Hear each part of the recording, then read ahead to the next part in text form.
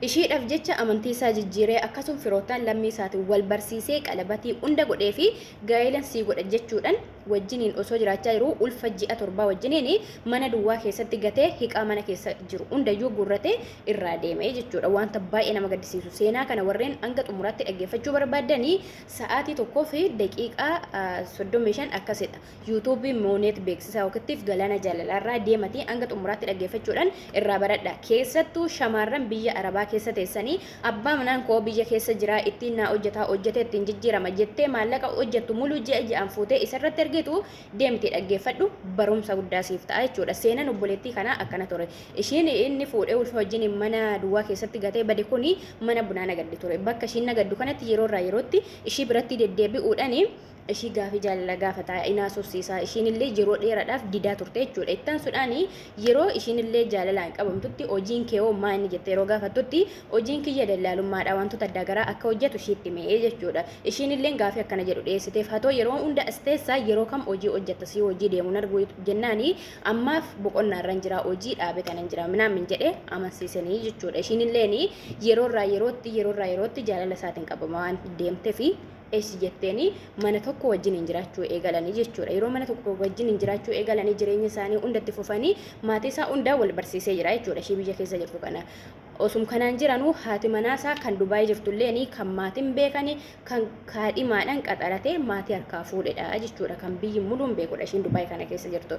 Inna ishiin biyya isaarraa gara Finfinnee deemiti baadiyyaarraa Finfinnee deemiti hojjadhuu jijjiirame maallaqni ta'a waan ta'eef jettee maallaqa isarratti ergite inni akka Finfinnee deemee hojjatee jijjiirame ishiillee jijjiiruuf jecha maallaqa ishii isarratti ergite jechuudha.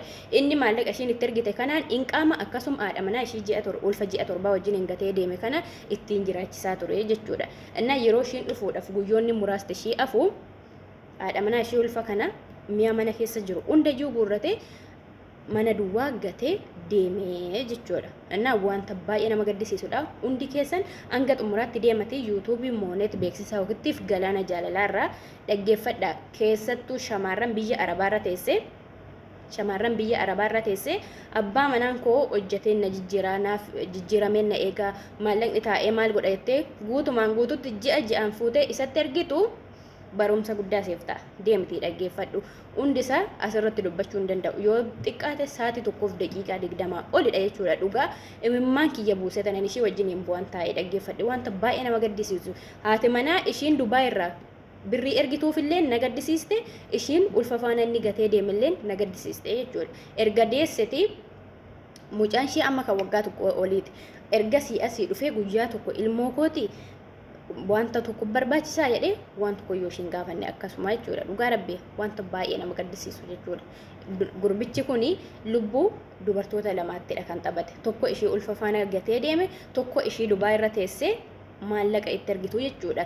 Dhiironni shamarran qaqayyaruu yookiin jijjiirtee shamarran hedduu wajjin hin jiraachuun ogummaa yookiin fi beekumsa isinitti fakkaatu shawwadamina kun ogummaa osoo hin taane doofummaa keessanidha kan argisiisu jechuudha. Ittaan sudhaan dhiirri dafqa shamarran biyya Arabaa nyaatu har'aaf isinitti fakkaachuu danda'a malee gonkumaa hin milkooftu. Hoolee osoo hin bulin balaa addaatiif isin saaxila. Wanta kanarraa of eeggannoo guddaa taasisaa warreen dhiiraa jechuudha. Innaa shamarran keenyallee of qoxxobeetii gadi taa'e. Maallaqa kee fuutee inni abbaa manaa kooti jettee dhiira irratti hin bittinneessin sin jedha. Hanga xumuraatti dhaggeeffachuu yoo barbaadda. Ulfa ji'a 7 wajjin gatee bade.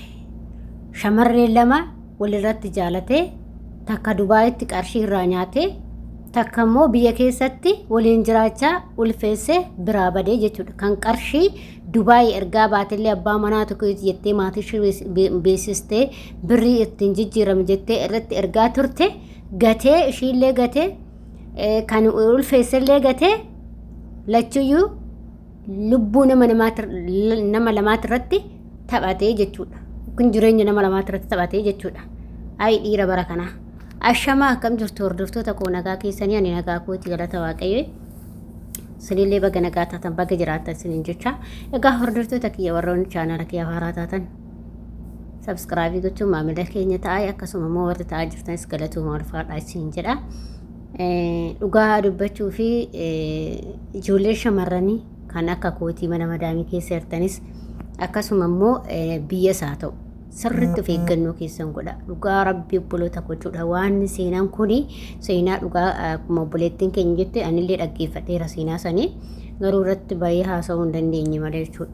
Kanaaf hedduu takka na gaddisiise jechuudha. Dhiirri hanga kana namarratti hojjechuun waan baay'ee nama gaddisiisu. Obboleettiin kun akkuma argaa jirtanii obboleettii keenya mucayyoo kana yookiin seenaa ishee namoonni dhageessanii jirtanii namoonni dhageenye immoo irraa waa barattu dhugaa dubbachuuf walirraa waa baranna waan gaafa waan tokko irratti himnu jechuudha. Innis maalidhaa obboleettiin keenya kun akkuma nama kamiyyuu yaa'u bultii godhadheen jijjiirama jettee bultii ishee godhatte.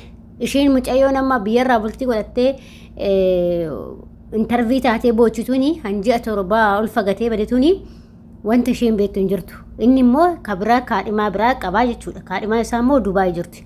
Kan Dubaay sanirraa illee birrii nyaatee birriitti hojjetuutii jettee Finfinneetti waliin Finfinneetti galiitti hojjedhu jijjiirramee nu jijjiirettee itti ergaa turte. Garuu isheellee bilaashuma godhee akkan ulfeessatan illee bilaashuma godhe. Lachuuyyuu shamara lamarratti jireenya isaanii irratti gufuu ta'ee hafee jechuudha namni kun.